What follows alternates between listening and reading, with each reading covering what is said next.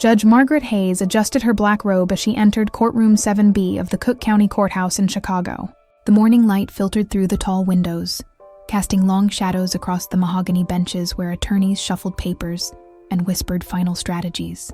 At 52, Margaret commanded respect with her silver-streaked hair pulled back in a precise bun and her piercing blue eyes that had witnessed countless confessions, lies, and moments of truth over her 20-year career on the bench.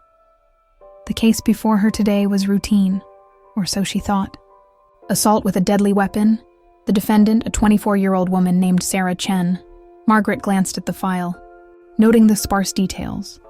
No permanent address, minimal criminal history, represented by a public defender who looked fresh out of law school.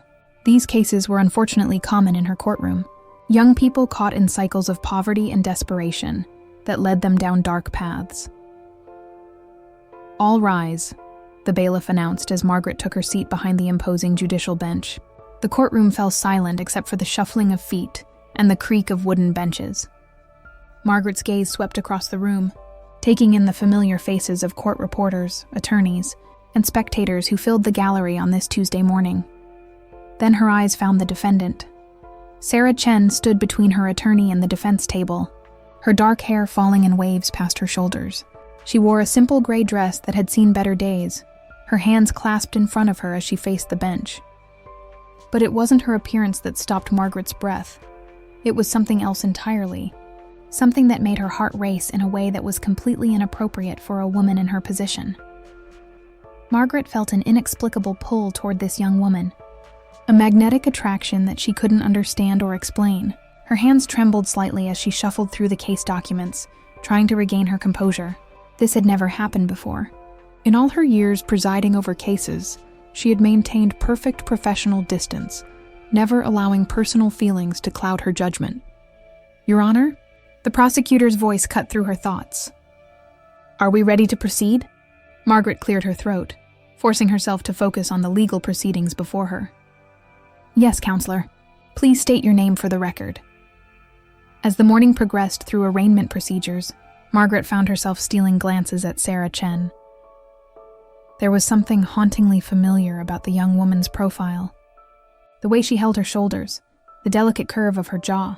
Sarah spoke only when asked direct questions by the court, her voice soft but clear, carrying a slight tremor that suggested fear rather than defiance. The charges were serious. Sarah had allegedly attacked a man with a broken bottle outside a downtown bar 3 nights prior.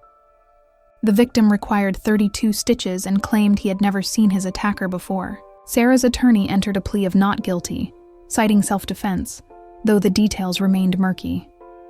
"Ms. Chen," Margaret addressed the defendant directly, struggling to keep her voice steady.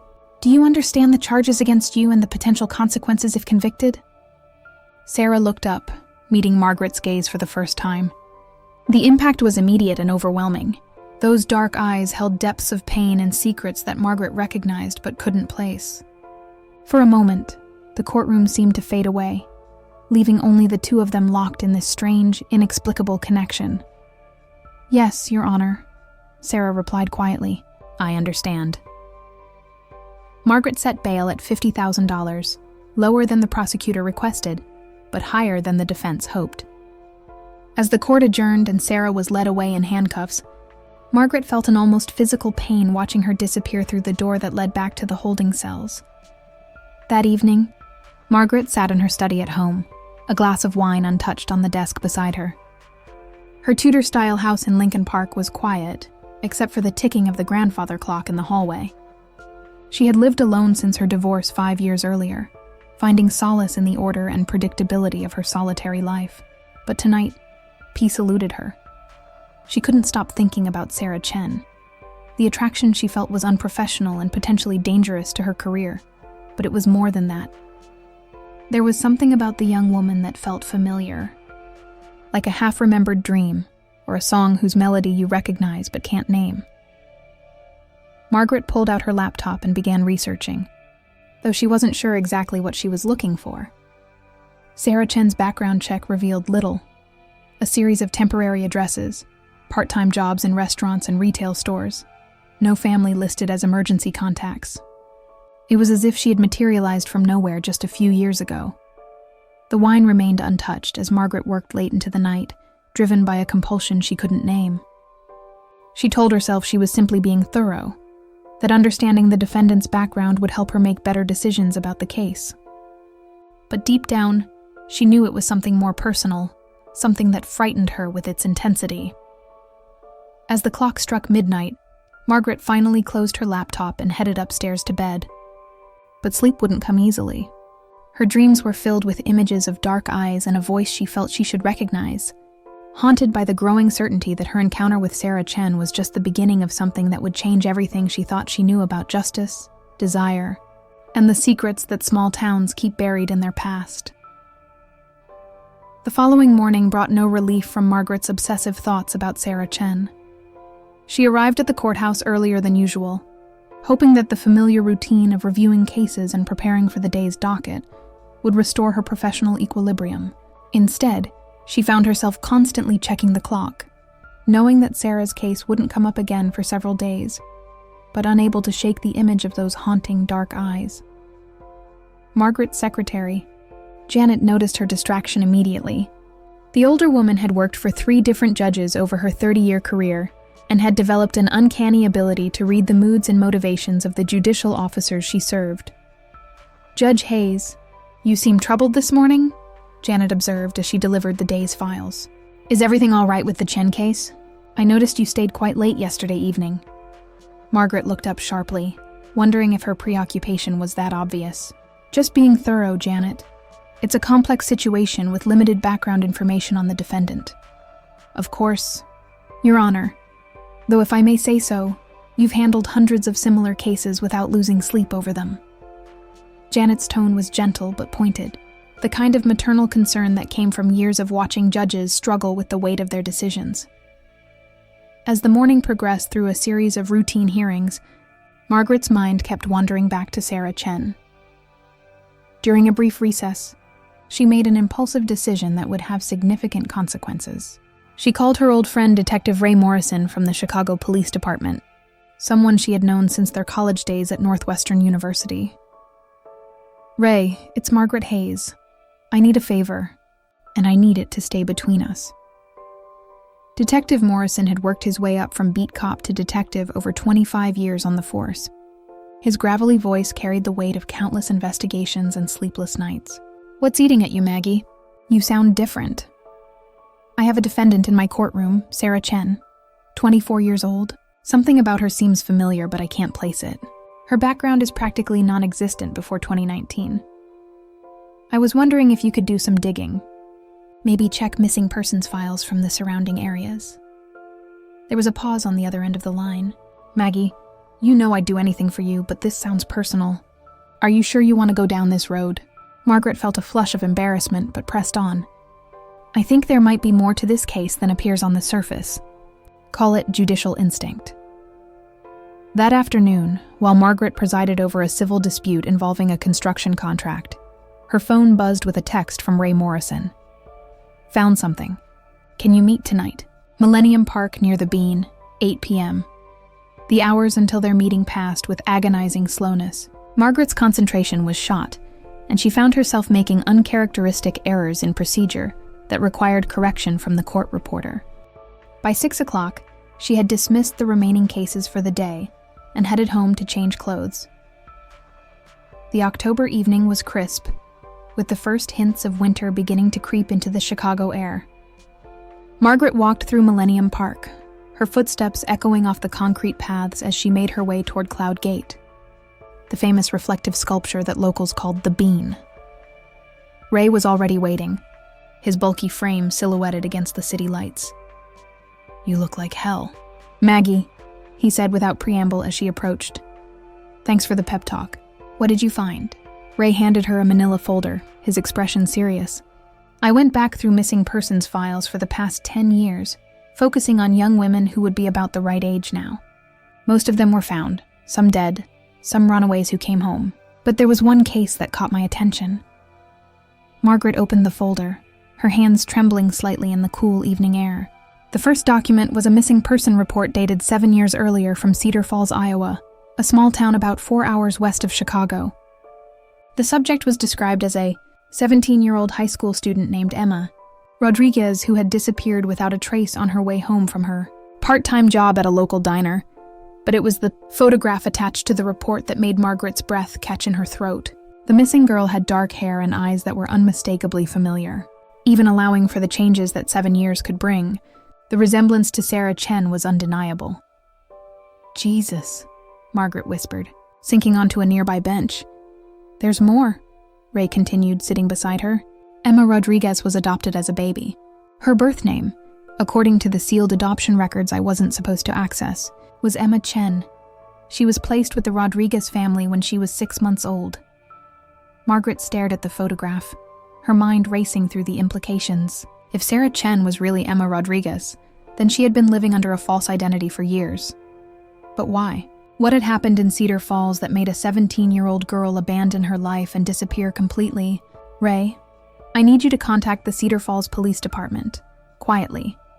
Find out everything you can about this case, who investigated it, whether there were any suspects, what the family situation was like." "Maggie, slow down. Even if this girl is your defendant, you can't get involved in an active investigation. You're a judge, not a detective. This could compromise everything if it gets out." But Margaret was no longer listening to reason. The pieces of a puzzle she hadn't even known existed were beginning to fall into place, and she felt a desperate need to understand what had happened to the girl in the photograph. The girl who might now be sitting in a county jail cell, charged with assault and facing years in prison. As they parted ways that evening, Ray's final words echoed in Margaret's mind. "Be careful, Maggie. Some secrets are buried for good reasons, and digging them up can destroy more lives than it saves." Margaret drove home through the empty streets of Chicago, the manila folder on the passenger seat beside her, feeling like it contained dynamite rather than paper. She knew she was crossing ethical lines that could end her career. But the pull she felt toward Sarah Chen, or Emma Rodriguez, was stronger than her fear of professional consequences. That night, she sat in her study until dawn, staring at the photograph of a smiling 17-year-old girl who had vanished without a trace, wondering what horrors had transformed that innocent face into the haunted eyes she had seen in her courtroom, and wondering why she felt so desperate to protect a woman she barely knew, but couldn't stop thinking about. 3 days later, Ray Morrison called Margaret with news that would shake the foundation of everything she thought she understood about justice and truth. His voice was tense when she answered her phone during lunch recess, and she could hear the sound of traffic in the background as he spoke from his car. "Maggie, we need to meet, now. What I found in Cedar Falls, it's bad.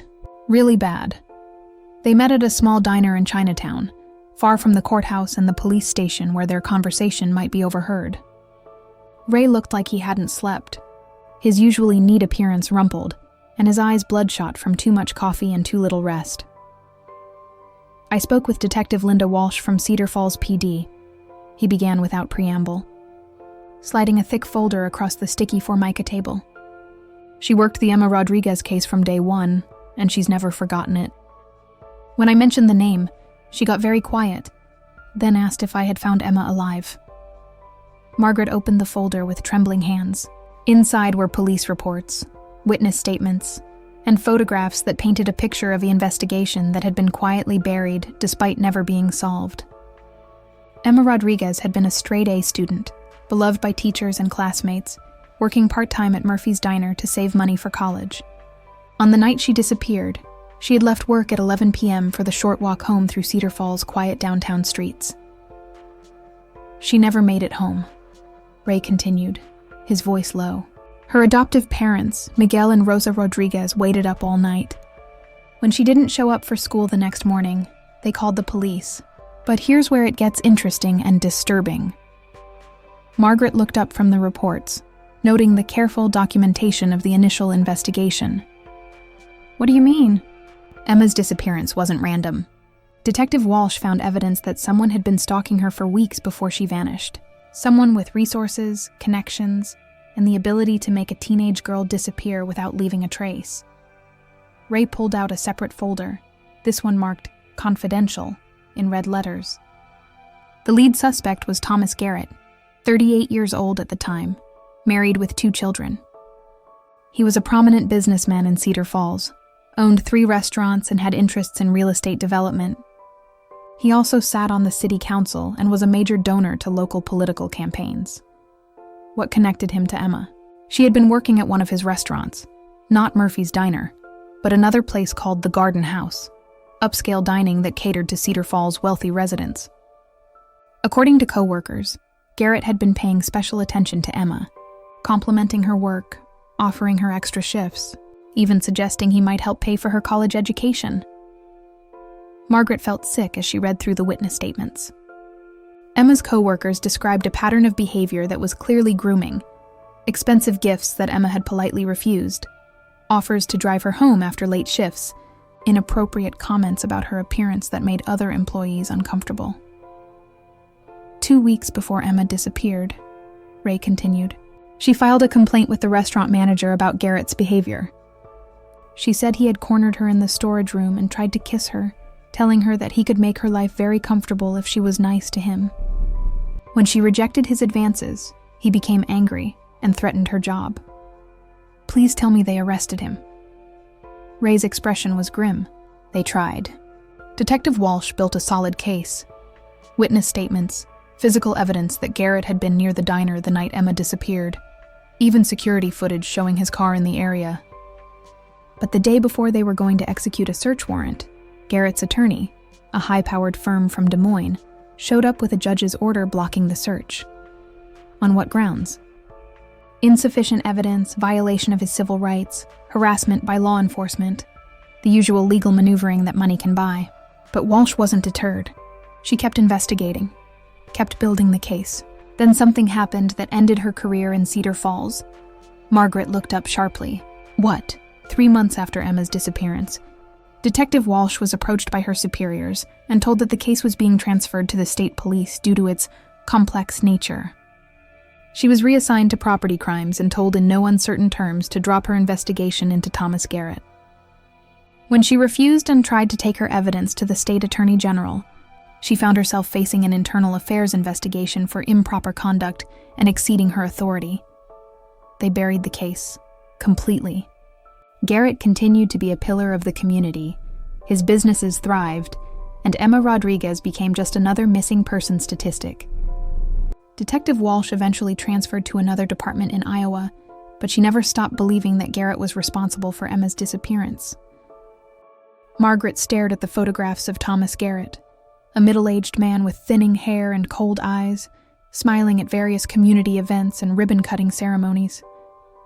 The images filled her with rage and disgust, but also with a growing understanding of what might have driven a 17-year-old girl to create a new identity and disappear completely. Ray, I think Emma Rodriguez didn't disappear that night. I think she ran away before Garrett could get to her. I think she's been hiding from him for 7 years. That would explain the false identity, the lack of background information. But, Maggie, if that's true, then Sarah Chen has been living in fear all this time, constantly looking over her shoulder, unable to trust anyone or build a real life. Margaret thought about the haunted look in Sarah's eyes, the way she held herself in the courtroom like someone expecting danger from any direction. It all made horrible sense now. The young woman she felt so inexplicably drawn to wasn't just a defendant in an assault case. She was a survivor who had spent years running from a predator, who had the power and connections to destroy anyone who tried to help her. There's something else, Ray said quietly, pulling out a final document. Detective Walsh did some checking when I called her. Thomas Garrett is still alive, still living in Cedar Falls. And 3 months ago, he made a substantial donation to a legal defense fund that provides attorneys for indigent defendants in Cook County. The implication hit Margaret like a physical blow. If Garrett had somehow tracked Sarah to Chicago, if he knew she was in the system, he might be positioning himself to influence her case or even gain access to her through her public defender. Margaret gathered up all the documents, her mind already racing through the legal and ethical implications of what she had learned. She was a federal judge who had just discovered that one of her defendants might be the victim of a powerful predator who had evaded justice for years. She had also discovered that her inexplicable attraction to Sarah Chen might be rooted in something deeper than physical desire, a recognition of shared trauma, and a desperate need to protect someone who had been failed by the system she had sworn to serve. "What are you going to do?" Ray asked as they prepared to leave the diner. Margaret looked at him with a determination that surprised them both. "I'm going to make sure that this time, justice isn't for sale." Margaret knew she was walking into dangerous territory when she decided to visit Sarah Chen in county jail. As a sitting judge, she had no business conducting personal meetings with defendants outside the courtroom, especially not defendants in cases pending before her. But the information Ray had uncovered about Thomas Garrett and Emma Rodriguez's disappearance had created an urgency that overrode all professional considerations. She arranged the visit through unofficial channels, using her judicial credentials to gain access during evening hours when fewer people would witness her presence. The Cook County Jail was a fortress of concrete and steel that housed thousands of defendants awaiting trial, a place where hope went to die and justice became a commodity to be bought and sold. Sarah Chen was brought to a small interview room, typically reserved for attorney-client conferences. She appeared smaller and more fragile than she had in the courtroom, her dark hair pulled back in a simple ponytail, her orange jumpsuit hanging loose on her thin frame. When she saw Margaret enter the room, confusion and fear flickered across her features. "Your Honor, I don't understand why you're here. Is there something wrong with my case?" Margaret sat across from her at the metal table, acutely aware that this conversation could destroy both of their lives if it went wrong. "Sarah, I'm not here as your judge. I'm here as someone who may be able to help you, but I need you to trust me enough to tell me the truth." Sarah's eyes narrowed with suspicion. "I don't know what you mean." "I know who you really are, Emma." The effect of that name was immediate and devastating. Sarah's face went white, her hands began to shake, and for a moment, Margaret thought the young woman might collapse entirely. It was several seconds before she could speak, and when she did, her voice was barely above a whisper. "That name. How do you know that name?" "I know about Cedar Falls. I know about Thomas Garrett. I know about the night you disappeared 7 years ago, and I know why you've been running ever since." Tears began streaming down Sarah's face as 7 years of carefully constructed defenses crumbled in an instant. "You don't understand. He's powerful. He has connections everywhere. If you know who I am, then it means he's found me, doesn't it? He's found me, and now he's going to finish what he started." Margaret reached across the table and took Sarah's hands in hers, a gesture that crossed every professional boundary, but felt necessary in that moment. "Emma, I'm here because I want to help you stop running. I want to help you fight back. You can't help me. Nobody can help me." Sarah pulled her hands away and stood up abruptly, pacing to the far corner of the small room. "Do you know what he did to me? Do you know what he was planning to do?" Margaret remained seated, keeping her voice calm and steady. "Tell me. Help me understand." Sarah wrapped her arms around herself, rocking slightly as she spoke. "It started when I was 16. He would come into the restaurant where I worked, always asking for me specifically to wait on his table. At first, I thought he was just being friendly, maybe trying to help me with college recommendations since he was on the city council. But it escalated. Slowly at first. Comments about how pretty I was, how mature I seemed for my age. Then he started asking me to stay late to help with inventory, offering to drive me home. My coworkers warned me, but I was naive. I thought I could handle it." Sarah returned to the table, her movements agitated and nervous. "The night it happened, the night I finally understood what he wanted, I was closing the restaurant alone. He showed up after hours, said he had left something in his office upstairs. He had a key, of course. He owned the place." Margaret felt her stomach clench as Sarah continued her story. "He cornered me in the storage room, started touching me, saying things about how special I was, how he could take care of me. When I tried to leave, he grabbed me, pushed me against the wall. He was strong, much stronger than me. He told me that fighting him would be pointless, because no one would believe me over him. But you got away. I kneed him in the groin and ran. But as I was leaving, he yelled after me. He said he knew where I lived, knew my parents' address, my school schedule, everything about my life. He said if I told anyone what happened, he would destroy my family. And if I didn't come back to work the next night and do what he wanted, he would make sure I disappeared permanently. Margaret felt rage building in her chest as she listened to this account of predatory behavior enabled by power and privilege. So you ran instead. That night, I went home, packed a small bag, took what little money I had saved, and left Cedar Falls forever. I hitchhiked to Chicago, changed my name, and tried to disappear completely. I thought if I could become someone else, he would never find me. The assault charge you're facing now, was it connected to this? Sarah nodded miserably. The man I attacked, he wasn't some random stranger. He approached me outside the bar where I work, said someone from my hometown had hired him to find me. He had photos of me from when I was 17, knew details about my family that only someone from Cedar Falls would know. When he tried to grab me, to force me into his car, I defended myself with the only weapon I had. Margaret felt the pieces clicking into place. Thomas Garrett had never stopped hunting for Emma Rodriguez. He had spent 7 years tracking her, waiting for the right moment to strike. Now that she was in the criminal justice system, vulnerable and isolated, he was moving to complete what he had started years earlier. Emma, I need you to listen to me very carefully. You're not alone anymore. I have evidence about what happened in Cedar Falls, and I have resources that can protect you. But I need you to be brave one more time. I need you to help me bring Thomas Garrett to justice. You don't understand how powerful he is. He has judges, prosecutors, police officers on his payroll. He made an entire investigation disappear. What makes you think you can do what the Cedar Falls police couldn't? Margaret leaned forward, her voice intense with conviction. Because I'm not a small-town detective who can be intimidated or bought off.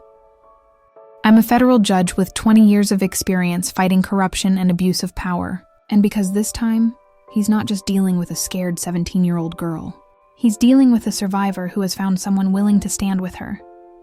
For the first time since entering the room, Sarah looked directly into Margaret's eyes. Why are you doing this? Why are you risking your career for someone you barely know? Margaret paused, considering how much of the truth she should reveal. Because 7 years ago, a young woman needed help and the system failed her. Because powerful men like Thomas Garrett count on their victims being too afraid or too isolated to fight back. And because sometimes the law isn't enough. Sometimes you need someone who's willing to break the rules to make sure justice is served. As their meeting came to an end, Margaret had made a decision that would change both of their lives forever. She was going to use every resource at her disposal to expose Thomas Garrett and protect Emma Rodriguez, even if it meant destroying her own career in the process. The inexplicable connection she had felt in the courtroom now made perfect sense. It wasn't just attraction or desire, it was recognition. Recognition of a survivor who had been fighting alone for too long, and who deserved someone strong enough to stand beside her in the battle ahead. The confrontation Margaret had been building toward came sooner than expected. 2 weeks after her jail visit with Sarah, Ray Morrison called her with urgent news that would force everything into the open. Maggie, we have a problem. Thomas Garrett is in Chicago. Margaret was in her chambers, reviewing cases for the afternoon docket, when Ray's call sent ice through her veins. How do you know? Detective Walsh from Cedar Falls has been monitoring his activities since our conversation. Yesterday, he flew to Chicago on a private jet and checked into the Palmer House Hotel. This morning, he had breakfast with someone very interesting, Judge Patricia Kellerman from the Criminal Division. Margaret knew Kellerman by reputation, a judge known for her harsh sentences and rumored connections to wealthy donors who supported her campaigns for re-election. If Garrett was meeting with her, it meant he was working to influence Sarah's case through official channels. There's more, Ray continued. Garrett's attorney filed a motion this morning to have Sarah Chen's case transferred to Judge Kellerman's courtroom, citing concerns about irregularities in the current proceedings. They know you've been investigating. Maggie. Margaret felt the walls closing in around her. If Garrett succeeded in getting the case transferred, Sarah would be completely at his mercy.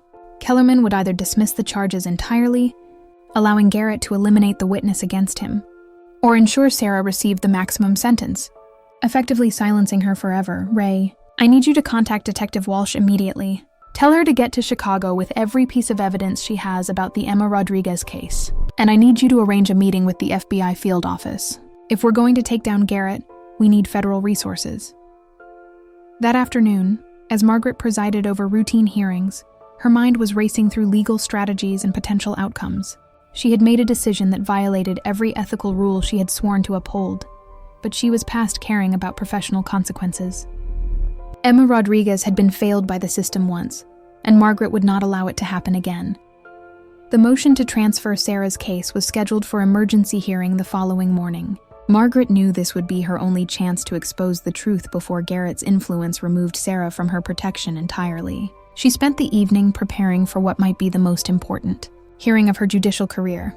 The courtroom was packed, the next morning with more observers than a routine transfer motion typically attracted. Margaret recognized several figures from the Chicago legal establishment, including journalists who specialized in court reporting.